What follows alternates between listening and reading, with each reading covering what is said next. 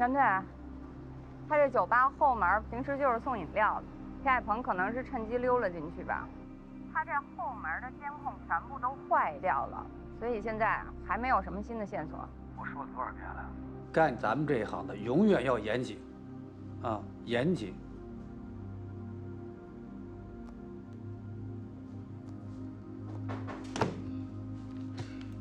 袁队，诚毅中学的监控调出来了。怎么说？监控视频里拍到田海鹏是当天晚上的10点32分回到宿舍楼，戴着棒球帽的，之后他就再也没出来过了。那就能排除他的嫌疑了。对。行，知道了。行，那您先忙着。少说点。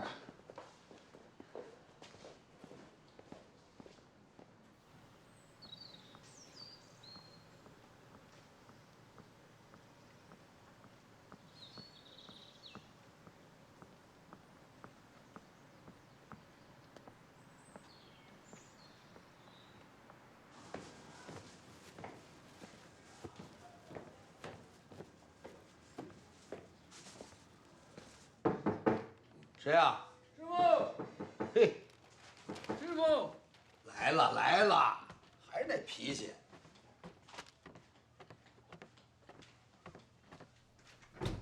师傅，你小子，快来快来！哟，你怎么还拿这么多东西啊？这不是应该的吗？师傅呢？师傅好，袁飞来啦！嘿，哎呀，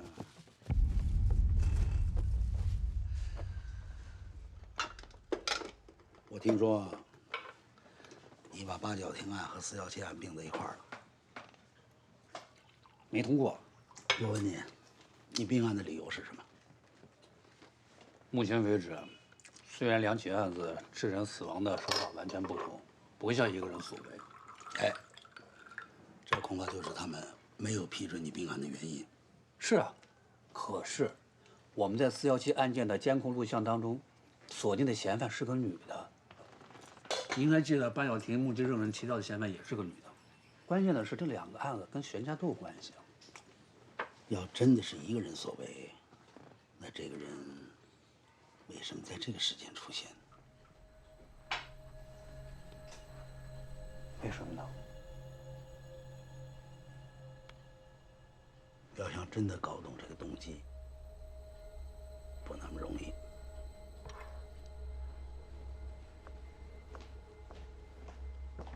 玄哲，亚梅姐，哎呀，太久没见面了。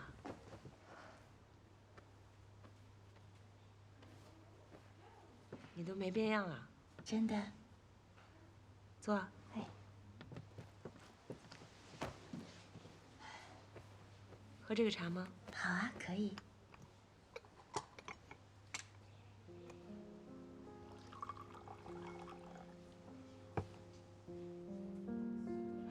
还好吧？还行。我变样子了吧？没有。怎么可能？真的。老师。走，老师。停，我看这个挺有意思的，我想来试试。双起来，等。你想学戏呀？是吗？你喜欢？嗯。你是哪个学校的？我是知心中学。哦，你等一下。走，稍等啊。走，大起来，甩开，啊，走，转过来，搭，蹭，扒拉得，蹭，再往下走，好吧？来，再来。哎，这小姑娘自己跑进来的，说她想学戏。是吗？条件不错，多大了我18了。18了，晚点啊。行，那就跟周老师这儿先请教一下，我先排戏啊。唉，10几年过去了，怎么可能不变样子？你好不好啊？还行吧。很少回家呀？不想回来。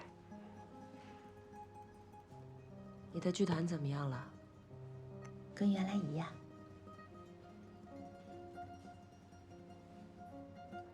丁团长呢？忙他的事儿。这次回来要待多久啊？还不知道，把家里的事情处理一下吧。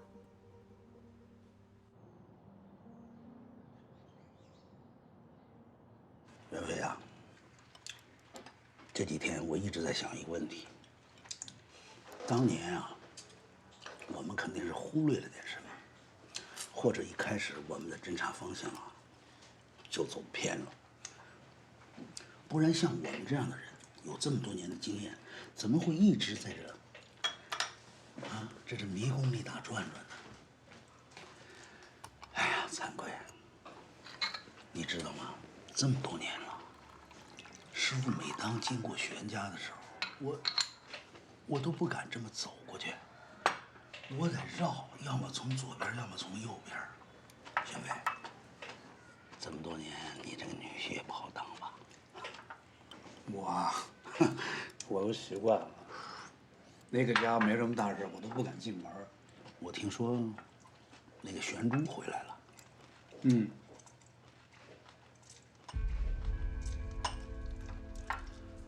有10年了吧？不止10年了。可是你想过没有，这么多年了，他一直没回来过，连一次都没有回来过。那为什么偏偏在这个时候，他突然回来了？前段时间我岳母病重了，病危。我现在基本上可以肯定，当年我们一定是漏了什么。这小孩子之间的事情啊，有的时候还真的不像我们看上去那么简单。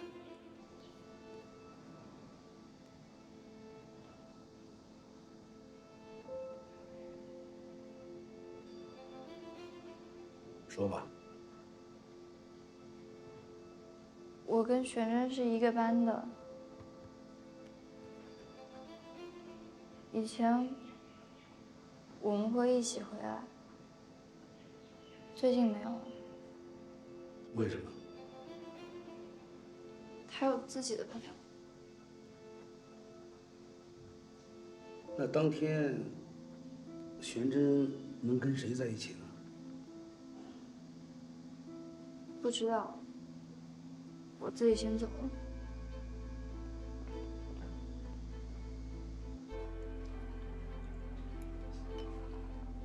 平时玄真和玄珠都是一块儿回家的，那天为什么没有？不知道啊。哦，玄真说那几天他们好像吵架了。为什么？不知道。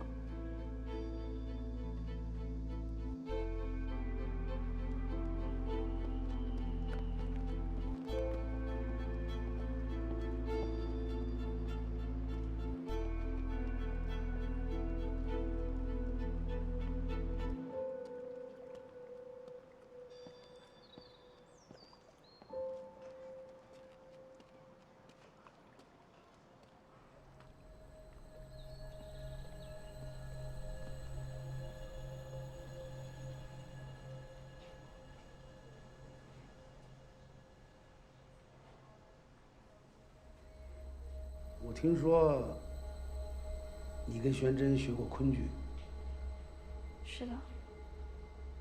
那后来为什么又不学了呢？没兴趣了。那玄真她本人为什么也不学了？不知道。是玄珠先来的，然后过段时间玄真也来了。但是他们过了2个月之后又走了。我后来也问了玄珠，他说家长不希望他们过早的离开学校。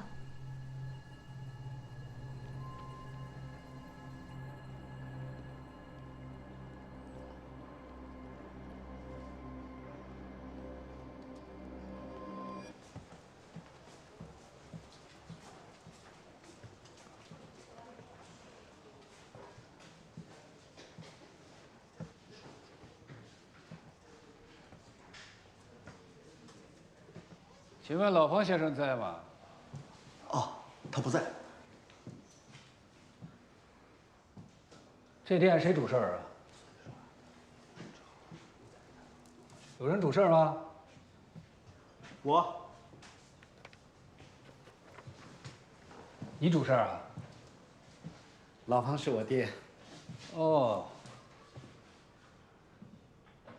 那你就是小方喽？对。我想请老方先生看件玩意儿。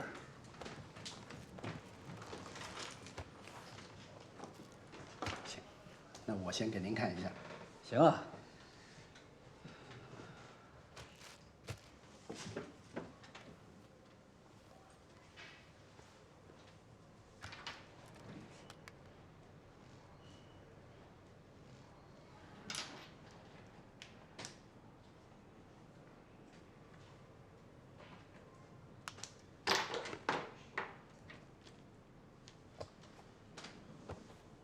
您打算开个什么价？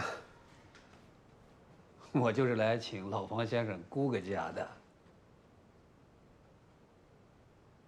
老方先生呢，他到乡下收货去了。你要不再给我找个人看看？您这个东西很贵重，我敢说，在邵武，除了老方，其他人都给不了你什么说法。行，那我就等老方先生回来。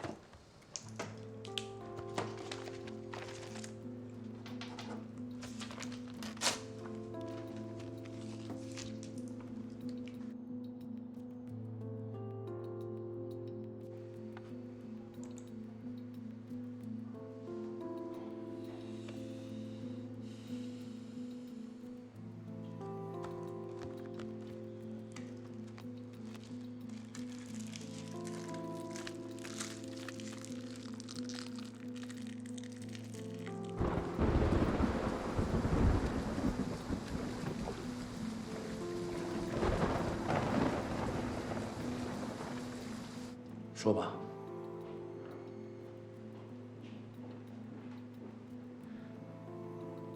昨天傍晚，我去接玄真和玄珠，去晚了。平时他俩会一起回来，后来玄珠自己回来的，玄真就一直没回。玄真呢，人漂亮，也开朗。在班里人缘很好，同学们都很喜欢她。玄珠呢？玄珠，她跟她妹妹很不一样，非常安静。学习成绩倒是非常优异。不过我觉得，如果不是因为她跟玄真是双胞胎姐妹的话，估计是很少有人知道她。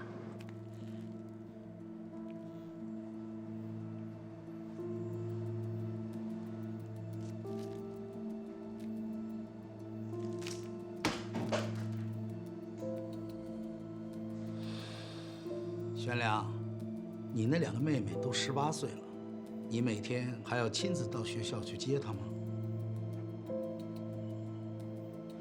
不是每天都接，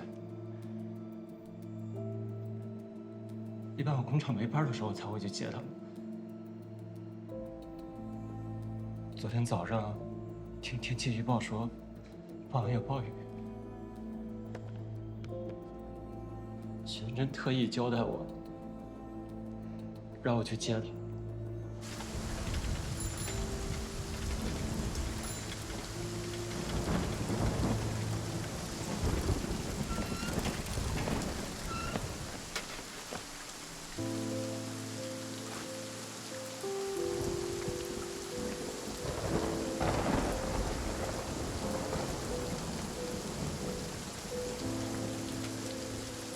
因为他刚穿了新鞋，怕被雨淋了。再想想，还有没有什么别的情况？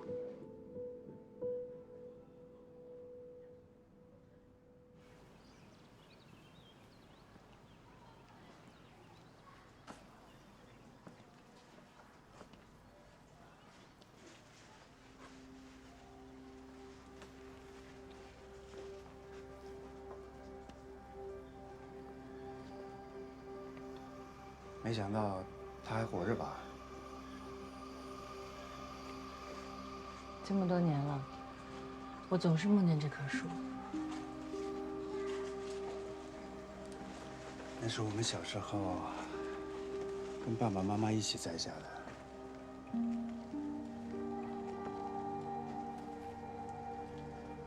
那个时候，我们是多么让人羡慕、快乐的一家人。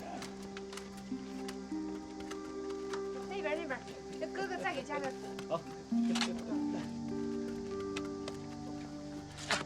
好了，再往后点儿。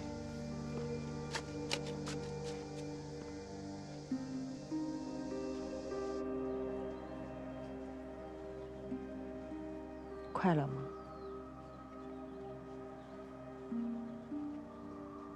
你到底在记恨什么，玄珠？我没有记恨什么。那到底为什么一走15年都不回来，也不联系，冷的就像一个冰窟窿，我怎么想都想不明白。这重要吗？什么意思？这个家有没有我，一点都不重要。当然重要。大哥，玄珠也在，我想找玄珠聊聊，方便吗？方便。找个地方吧。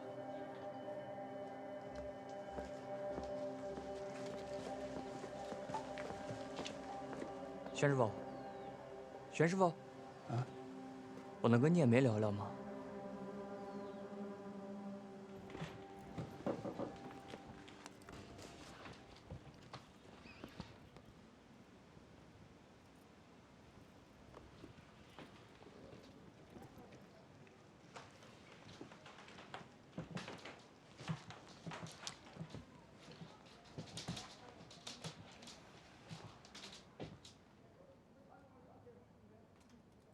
我们已经去了医院找了田老师。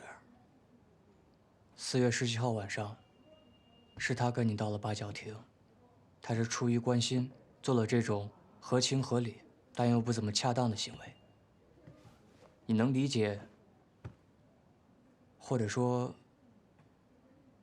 你愿意原谅他的这个行为吗？他是一个负责任的老师。如果非要说他有什么问题的话，那就怪他遇到我这样的学生。干嘛这么想？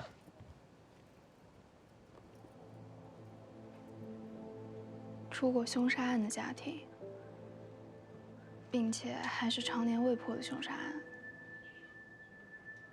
这种家庭成长出来的孩子，人格能健全吗？回来还没时间看看这城市的变化吧？以前的朋友还有联系吗？本来也没什么朋友啊。当年你学了2个月的昆曲，怎么突然就放弃了呢？没兴趣了。11年前不是跟你师傅说过吗？你在场的，忘了吗？没有。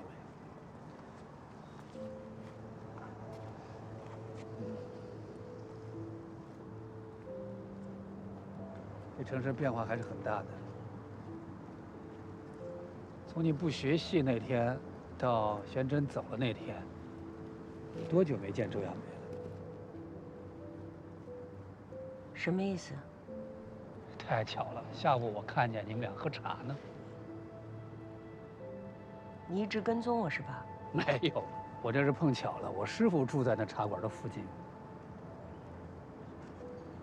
我就是奇怪，你这跟他学了2个月的戏，这么多年还一直联系着。奇怪吗？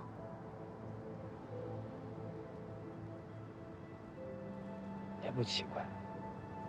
人与人之间的关系深浅，不在意处了多久。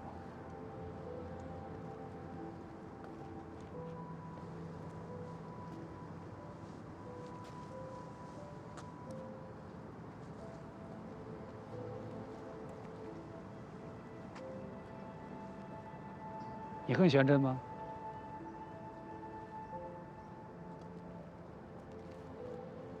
如果我告诉你我恨他，那凶手是不是就是我呀？哎呀，你这种推理方式，我还真没想过。按照你这种推理方式，朱生辉的案子你也查不出来。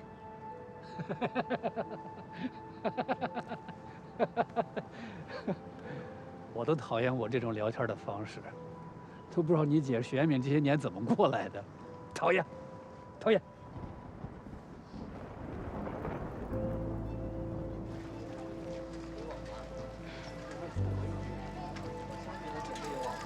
好了，先走了啊。快要下雨了，我们一起回家吧。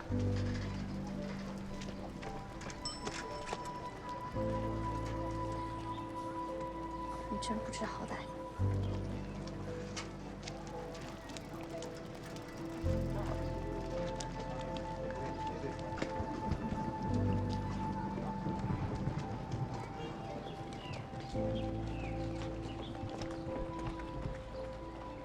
一个漂亮的花季少女，放学等她哥哥来接她。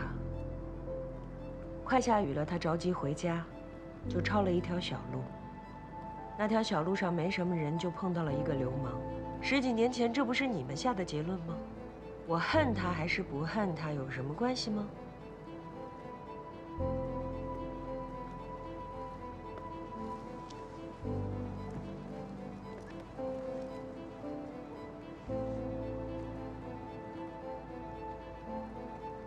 这个结论你相信吗？我相信还是不相信又有什么用呢？我又不是警察，你是警察。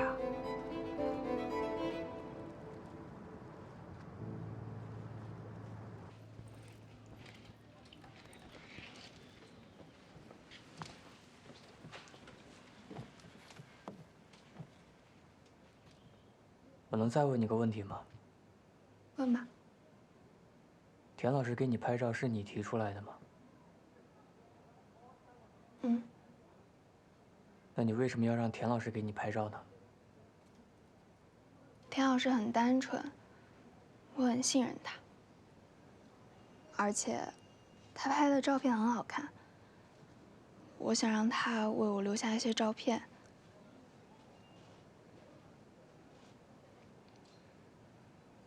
万一我哪天死了，也不至于像玄真姑姑一样，她在这个世上活了18年，到最后跟没活过一样。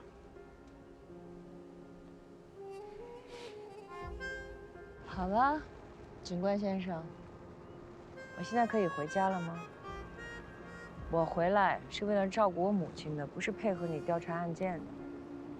如果你有什么证据能证明我是凶手，你可以随时来逮捕我。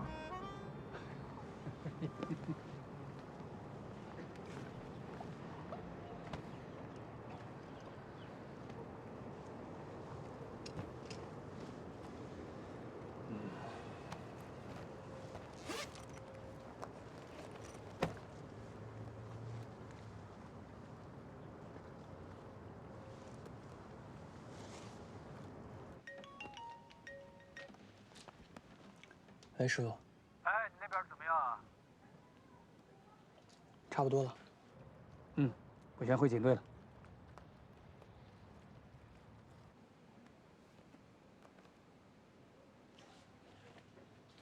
我先走了。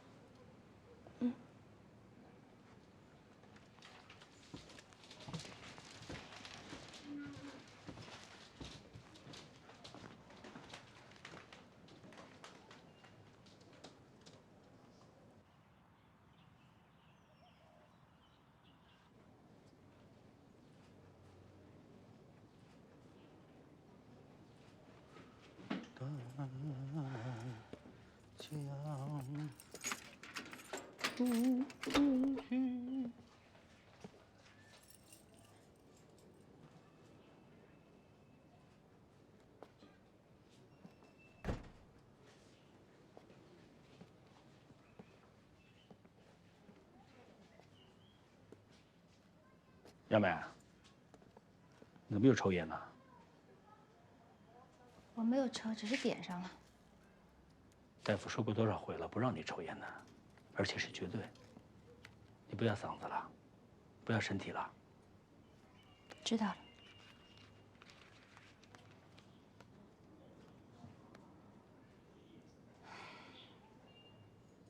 怎么了你？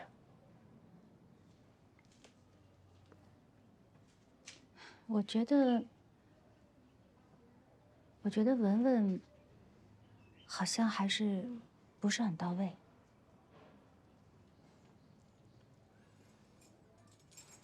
上午接完电话之后，你去见谁了呀？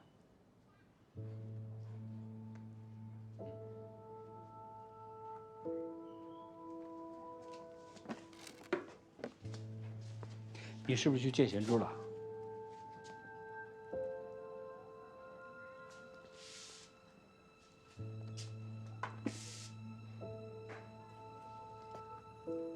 老烈，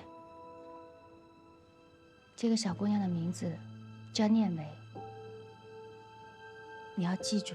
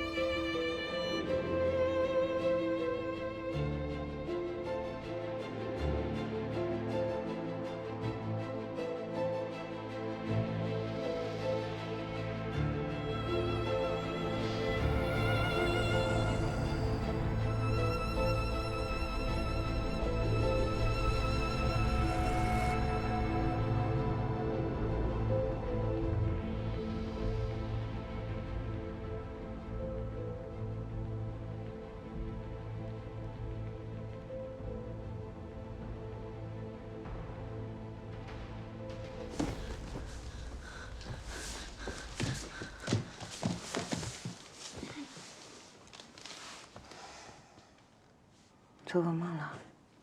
嗯。没事啊，梦都是烦的。小姑，你说人死的时候会疼吗？那要看是怎么死的。人最恐惧的就是不知道最后怎样离开这个世界。我害怕。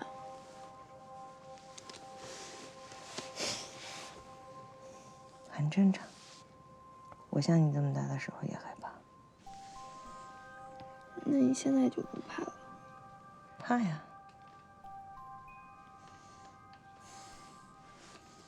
小姑，你能不走吗？嗯，不走。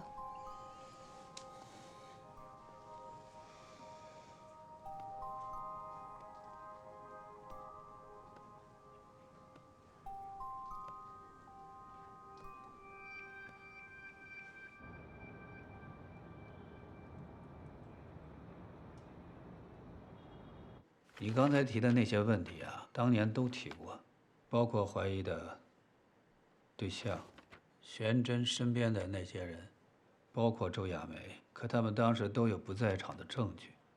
那个目击证人半年之后心脏病死亡。师傅，我有个问题啊，是不是真的像大家传的那样，念梅和玄真长得非常像？有这样说法，可是我的印象不能确定。我是这么想的，玄良那天本来要去接玄真的，但是因为什么事情耽误了。什么事儿？男女之间的事儿，床上的事儿耽误了。所以说，玄良他心里有极大的负罪感。念梅长得越像玄真，玄良，他自己就越大。这点能理解。我要是不能理解的话，早就把玄良当成神经病了。可有什么关联呢？ 417啊，跟聂梅有关系。聂梅长得像玄真。老板来2个鲜豆包子。哦，好。大哥。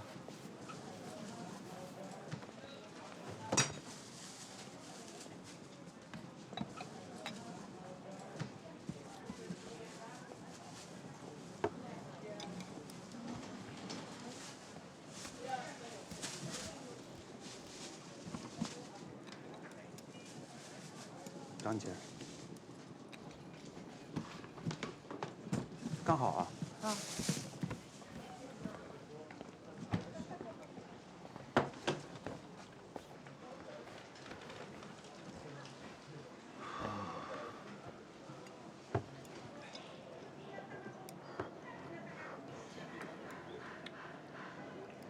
大哥，咱们家还有玄真的照片吗？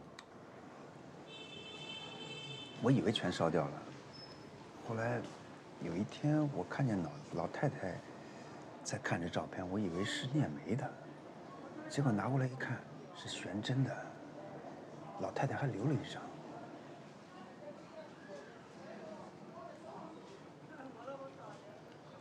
你要啊？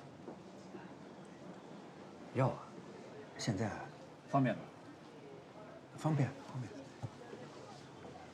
我帮你看着店。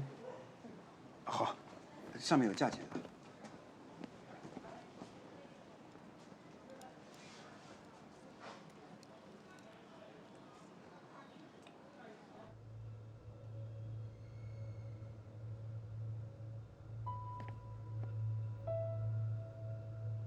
这何止是像，这简直就是克隆啊！我去。 这也太瞎了！我知道了，这个呀，就是失散多年的双胞胎啊。说话没有这样讲的。大力，你也看看。平行宇宙，知道吗？刚说完他，你又来了。好好看案子。哎，这看了半天，有什么发现吗？干货什么的，都瞎聊啥呢？你们？ 大力，我看你欲言又止的样子，是想说点什么呀？我想给大家讲个故事，关于我父亲的故事。我父亲在上大学的时候有一个关系非常好的同学，好到毕业之后都去了同一个单位。后来因为工作上的矛盾，两个人就不来往了。再后来，叔叔就去世了。几年之后，我爸在一个会上碰到了一个人。 这个人长得非常像叔叔，我爸当时吓得全身都冒冷汗。他故意没有介绍自己，想看看那个人的反应。结果那个人全程的交流没有任何问题。我爸就知道那肯定不是同一个人。当时这件事情对我爸刺激还挺大的，回来就跟我们说，他说他希望那个人就是他大学同学，他希望这个世界上能有奇迹。 这样他就能跟那个人好好的解释一下当年的矛盾，让他们之间的裂痕可以消除，让一切可以重新开始。你爸这同学怎么死的？胃癌死的。胃癌。嫂子来啦。嫂子好。你怎么来了？嫂子好。看你好几天没回家，给你做点好吃的。 早知道我多做一些了。去我办公室。有机会到家里有做好吃给你们吃。谢谢嫂子。谢谢嫂子。走，去我办公室，吃饭吧。是。好嘞，谢谢。快吃啊，趁热。好。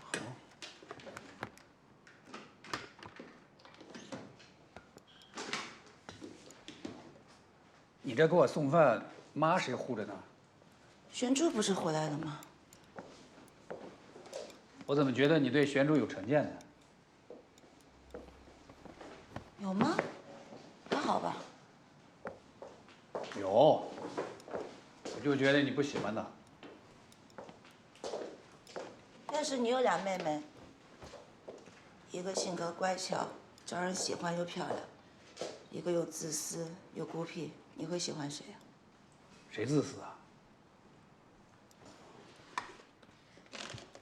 我记得小时候有一次我们家人在一起吃饭，大家都高高兴兴的，玄珠只吃他面前那一份，吃饱了完事。我就说过他一次，从此之后，只要是饭点儿，拿着饭菜直到屋里去吃。这样的妹妹你会喜欢？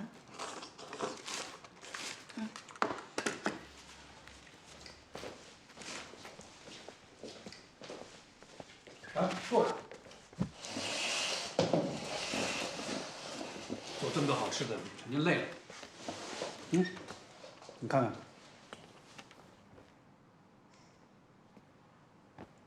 玄真。啊？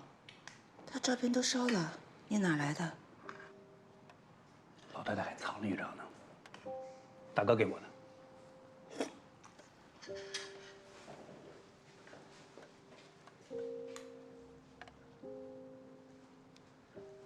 你是真喜欢玄真，不喜欢玄珠啊？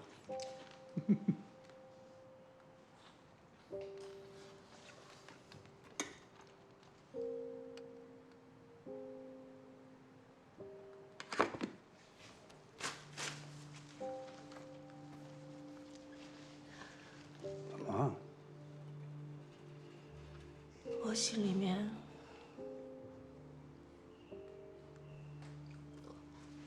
一直有一件事儿，我不知道该不该说。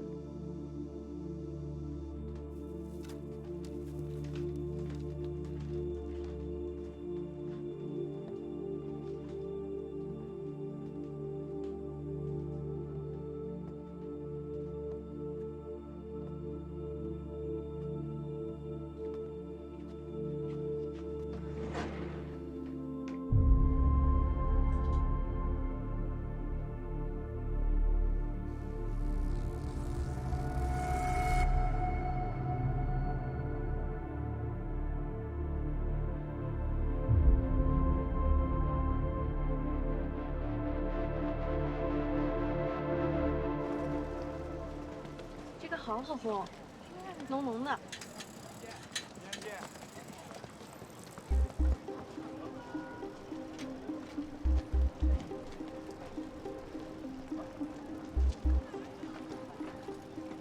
怎么样，今天？还好。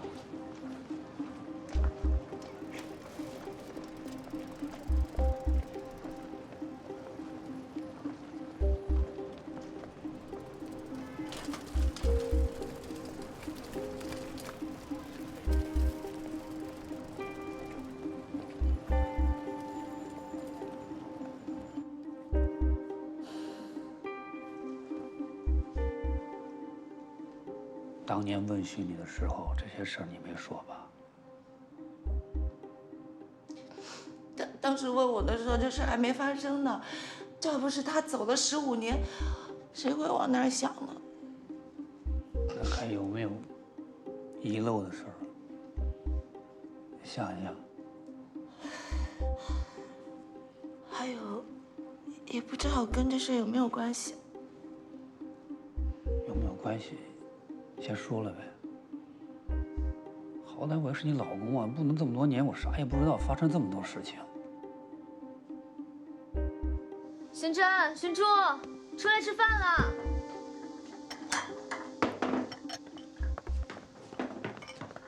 你也不照照镜子，他怎么会看得上你？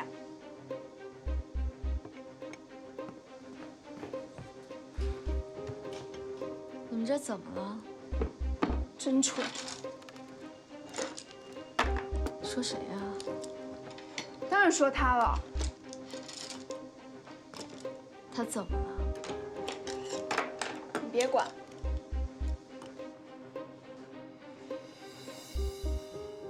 这又是什么时候发生的事儿？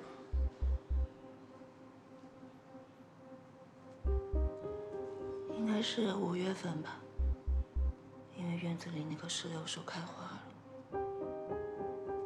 玄真提到的那个，你认识吗？我不知道，但我当时觉得很奇怪，因为玄珠特别孤僻，基本没有朋友，来电话也是找玄真的，尤其是男孩。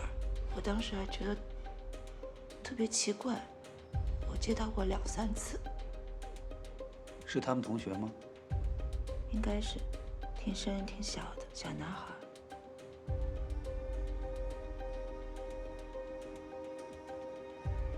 怎么了？忽视掉的细节太多了。跟你又没什么关系。怎么没关系啊？你那时候都没有参与这个案件，跟你有什么关系啊？我也不知道什么是重要的，什么是不重要的，因为我觉得这都是姐妹之间那种鸡毛蒜皮的小事，所以你这要是不问我，我都想不起来。不是鸡毛蒜皮的小事，在你眼里是。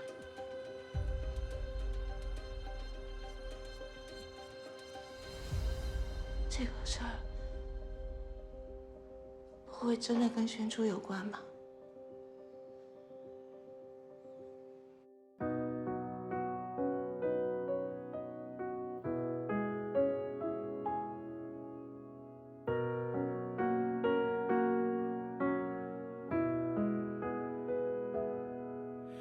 小小一盏灯光，点亮不大的地方。厨房里的热气氤氲了玻璃窗，摆整齐的碗筷摆在餐桌上。吵吵闹闹的孩子在等妈妈煮的汤。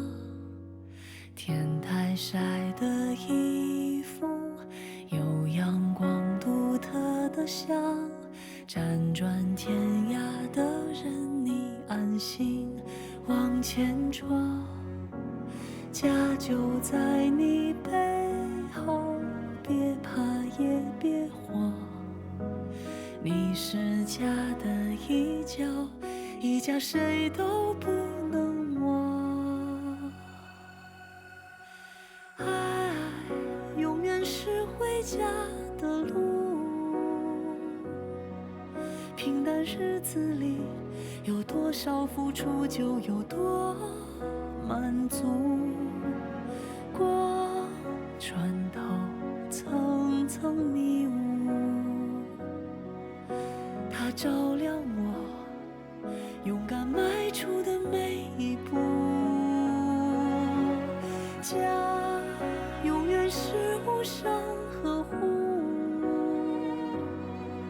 平凡的归属是彼此不离不弃的搀扶，心凝结得更加坚固。家是每个人一生中最好的礼物。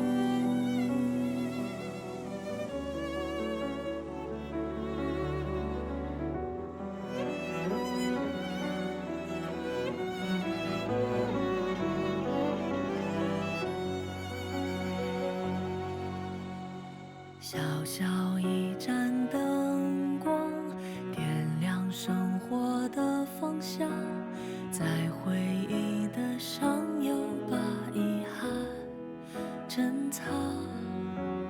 你是否还记得那片涂鸦墙？一笔一画中，把幸福刻在心上。永远是回家的路，平淡日子里有多少付出就有多满足，光穿透层层迷雾，照亮我勇敢迈出的每一步。家永远是互相呵护，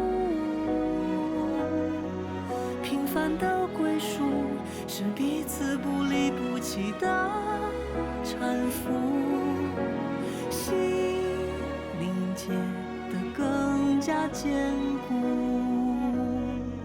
家是每个人一生中最好的礼物。